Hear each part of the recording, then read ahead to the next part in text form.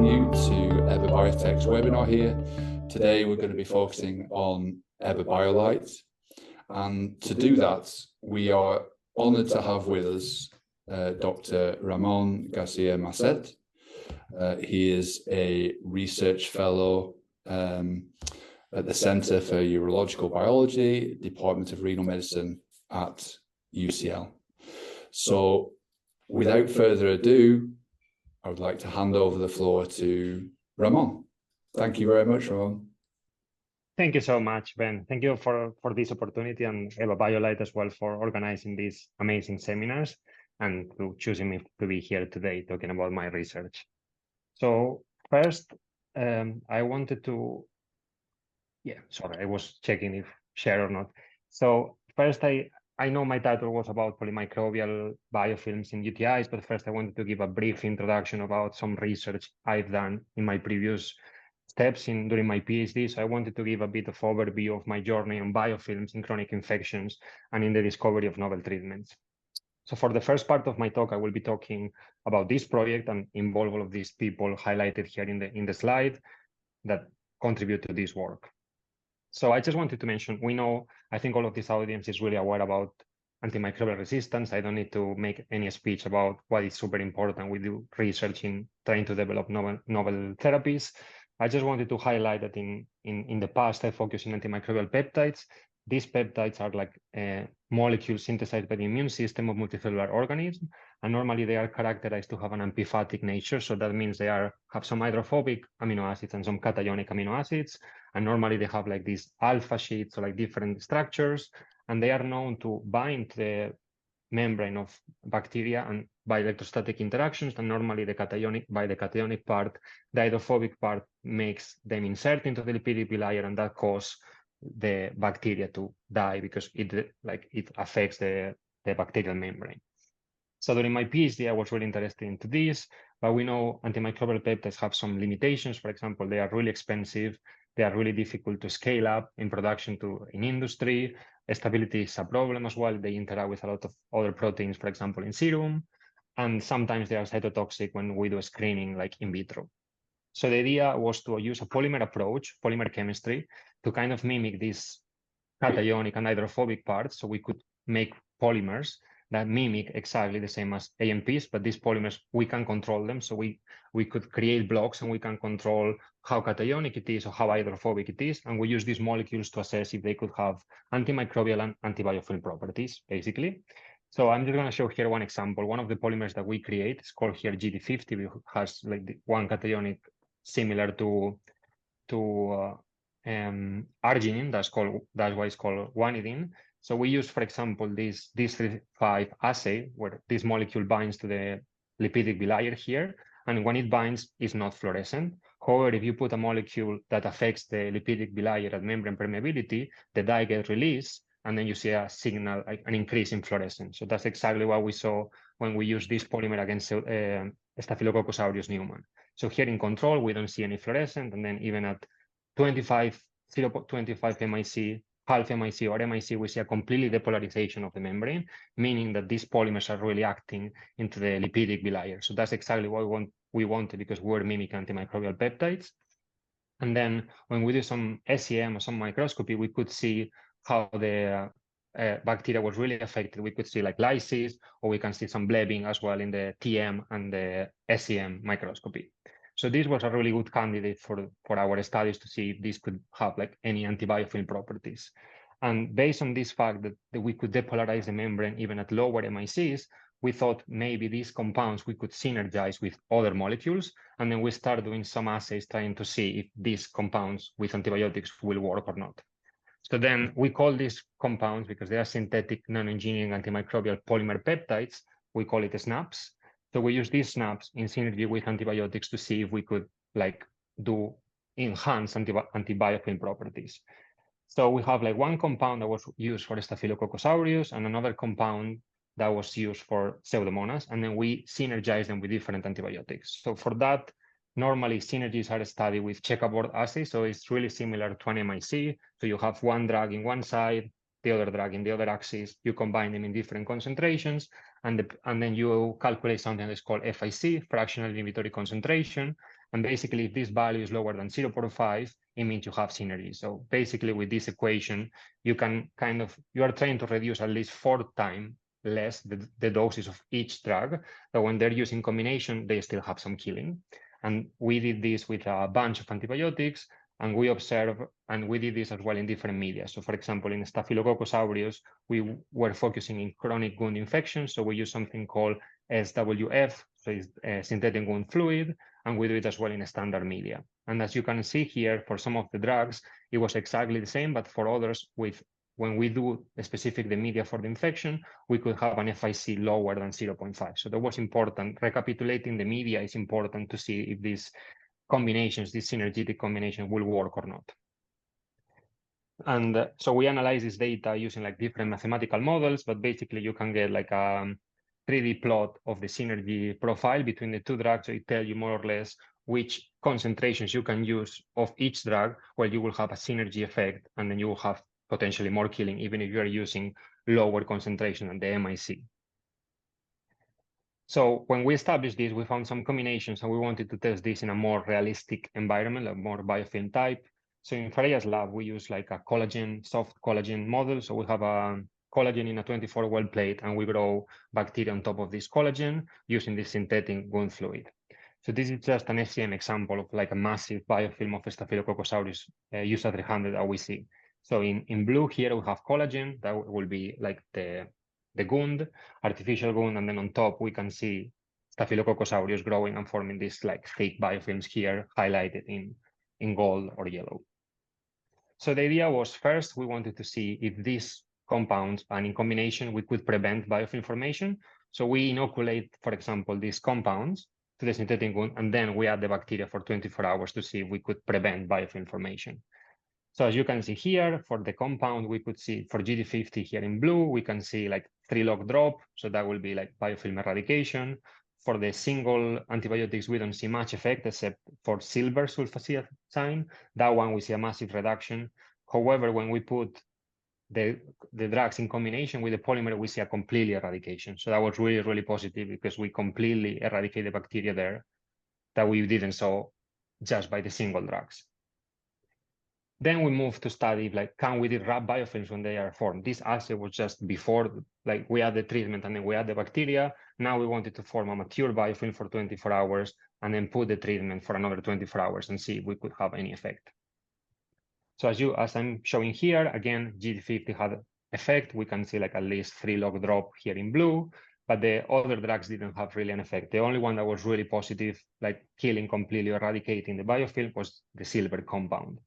And as you can imagine, when we go to the combinations here highlighted in the box, we can see penicillin now suddenly was completely, in combination with GD50, was able to eradicate the biofilms.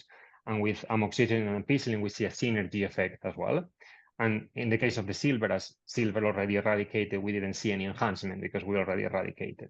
So we kind of reduced the dose of the silver in the next graph. So you can see now we have a 4-log drop of silver, but not complete eradication. And then when we combine it with the polymer, we completely eradicate bacteria into the wounds. So that was like really promising for like therapeutics, because we could reduce the doses of the polymer itself, and silver that we know in the clinics has some cytotoxicity. So we want to reduce the doses to be safe for patients.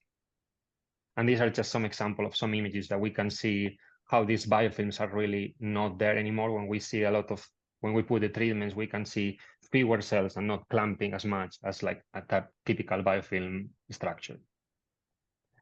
Then we fluorescently label one of these compounds to see, we were really interested to know if these compounds really penetrate or not the biofilms. So we use DAPI to just see the bacteria, and we use the Cy5 conjugation to see the polymer. So if you see like in a confocal microscopy, this is just a top view of the biofilm. So we can see like it's evenly distributed within the biofilm, but then we did some cross sections. As you can see here, you can see red and blue all over, so meaning that the compound, it was not only on the surface of the biofilm, it was able to penetrate through. And that would explain the synergy with the other antibiotics. Maybe the compound is going inside, killing bacteria, and this is helping the other antibiotics to penetrate and then be able to completely eradicate the biofilm. Then we need move to like trying to test it in a more advanced model. So the synthetic collagen that I showed before is just a collagen. We didn't have like anything like more advanced. So we try to use ex vivo models. So we use a skin from pigs. We dissect them as I'm showing here, and then we create an artificial wound here highlighted with a little circle on the next. Then we incubate this with Staphylococcus aureus, and you can see after 24 hours, kind of the wound was already full of bacteria in the image here. And then these are just an SEM image here highlighting these massive biofilms, really similar as the ones observed in the collagen model. And when we use this, we test like the most promising compound. So in this case, we don't see any effect by the polymer, neither by the silver. However, we see a reduction whenever we mix both compounds together. So it's highlighting this synergy that we observed in the past. And this is just a cross-section of these biofilms in the skin. And again, we use the Cy5 polymer, and we can see that the polymer goes inside of the biofilm. We can see that it's able to penetrate. And that was really important because we wanted to see this in a more advanced model, that the compound was able to penetrate, and it enhanced the treatment of other compounds. Then really similar, we did something similar with Pseudomonas. So we tested the other compound with other antibiotics, same history, and we use something called synthetic cystic fibrosis synthetic fluid media to mimic the a cystic fibrosis infection, because Pseudomonas is one of the most present pathogens in cystic fibrosis. And we kind of focus mainly in polymyxin and colistin, because there are two drugs that are really like the last resource to use for like cystic fibrosis when you have Pseudomonas. And we could see like synergy in both medias, in MHB and in this cystic fibrosis-like media. So that was really promising. And this is like similarly like the 3D maps that we observe with the like mathematical modeling to see these synergy interactions. So then we move to use an ex vivo lung model. So we have like bronchioles that we take from pigs, then we cut them in small sections, and these were infected with Pseudomonas. And we surrounded the lung pieces. We use this synthetic cystic fibrosis media. And as you can see, like Pseudomonas grow all over. And this is just a biofilm, like SEM image here. Like in green, you can see Pseudomonas, and in kind of pink or red is just how the bronchioles look like. So similarly as the previous example, the compound alone, in this case, is called 8050. This didn't have any massive effect. We don't see a massive reduction. Colistin, at the dose used, we cannot eradicate the bacteria. However, when we put them in combination, we can see a reduction in CFUs, going more like showing this synergistic effect that is exactly what we want to see. So in summary, for the first part of the talk, these synthetic polymers can be used with antibiotics to enhance the synergistic activity. It's really important to use like media that mimic the like media conditions. So if you're focusing on chronic wound infections, or you're using like cystic fibrosis infection, it's important that you try to recapitulate that microenvironment, because that's really important for the in vitro assays at the beginning. And then focusing in the compounds, GD50 show like a potent biofilm disruption against Staphylococcus aureus in synergy with silver. And the other compound, 8050 plus colistin, show a really good biofilm disruption in this advanced ex vivo cystic fibrosis lung model. So moving to my actual project, the talk advertising in this talk, it was about polymicrobial biofilms in UTIs. And here I'm just highlighting most of the authors working in this project, in the CARE beyond antibiotics project. So when we're talking about UTIs, I'm changing completely different topics now. So UTIs are like one of the most common infections in humans, and basically normally is like known that, sorry, I can hear some echoes, that we have like a distal reservoir of bacteria in the gut. So basically bacteria is able to arrive to the bladder, and then that forms like a cystitis. Then in the case of more complicated UTIs, bacteria can ascend from the ureter and arrive to the kidneys, causing pyelonephritis. And in the most severe cases, these bacteria can cross to the bloodstream and cause like sepsis. And because UTI is one of the most common infections in humans, there's a lot of drugs prescribed, there's a lot of recurrence as well, so it makes a big problem for AMR. And why is this? Why we have like so many recurrent UTIs? So there's a lot of evidence that bacteria have evolved mechanisms to attach to the urothelium, to the epithelium of the bladder. So they have, for example, FIMH. Some of the bacteria can able to go inside intracellularly, and that hide from the antibiotics. And other strategies, for example, is filamentation. So all of these have been shown to prevent antibiotics to work and cause these like recurrent UTIs. However, the role of biofilms in the context of bladder is not really being investigated. There's a lot of efforts to trying to understand biofilms in the catheter context, but we don't really know if biofilms are formed in the bladder urothelium. So that's where my project focuses on. And it's really important as well to highlight that there's a huge diversity of uropathogens. So there's like from complicated to complicated urosepsis, pyelonephritis, this change, but the main pathogen is E. coli, but then there's so many others that play an important role as well in UTIs. And it's important to highlight them as well in these studies.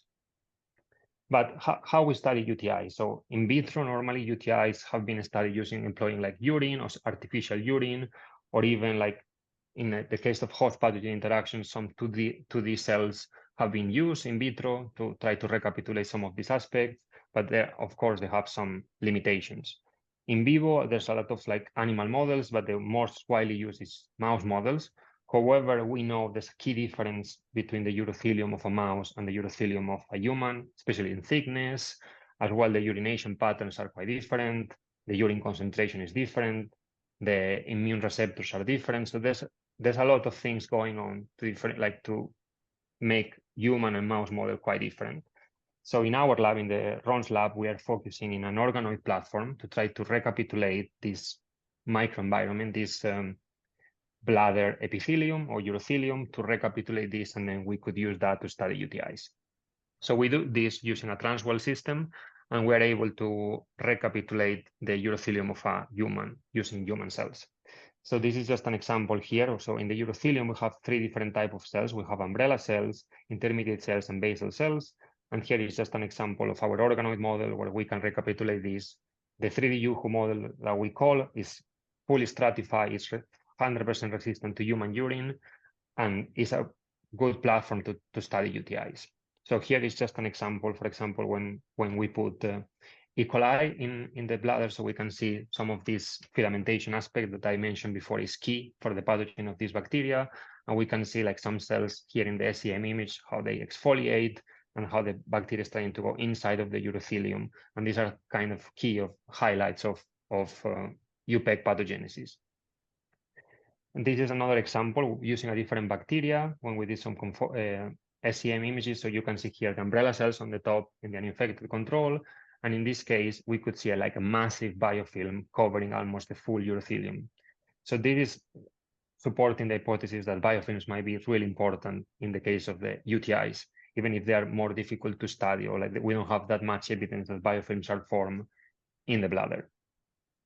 So we wanted to study if polymicrobial infections are important in this space. So first I did some in vitro studies here, and I'm just going to keep confidential the species that I use for now, but we kind of study 3 species, and we're studying them in TSV and human urine. As you can see here, both species, the 3 species, survive altogether when they are in combination in both media, in TSV and in human urine.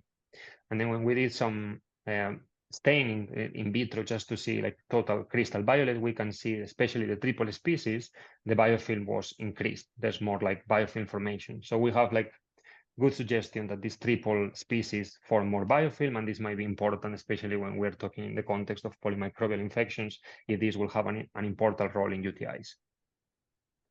So we're trying to, after this, we're trying to use some of these EbbaBiolight products to see if we can study a bit more how these biofilms are formed. So we're using this protocol where we just grow the bacteria in liquid in a 96 well plate, and then we add the EbbaBiolight and we monitor biofilm formation kind of in situ. So for this, I know the graph is a bit confusing, but if you bear with me, for the green lines with the dotted ones, this is OD. So we can see the bacteria growing. And then in the case of the fluorescent signal, we can see there's not much fluorescent signal until the biofilm start to be formed. That was done in TSV. However, in the human urine that we use from the organoid, we can see that bacteria still grows, but the fluorescent signal was really high from the beginning and kind of decreased. So we don't know if this is an artifact because the urine might have some polysaccharides or like similar compounds that the EbbaBiolight is binding. We're trying to work this out. So there's work in progress, especially for the human side, because this urine is being collected from the organoid. So it might be some gag or some of the components of the organoid, the leaks, and then it gives you this signal. And we try as well to use some of these dyes into the organoids, but we can see some signal within the biofilms, but there's a lot of binding as well, and specifically to the mammalian cells, to the urothelium cells. So that's something that's still in optimization progress. But we think these compounds could be really useful to detect biofilms in the context of UTIs and helping to understand these polymicrobial dynamics as well. So in conclusions for my talk of today, I hope I convince you that the 3D UHU, the urothelium model, is great to study biofilms.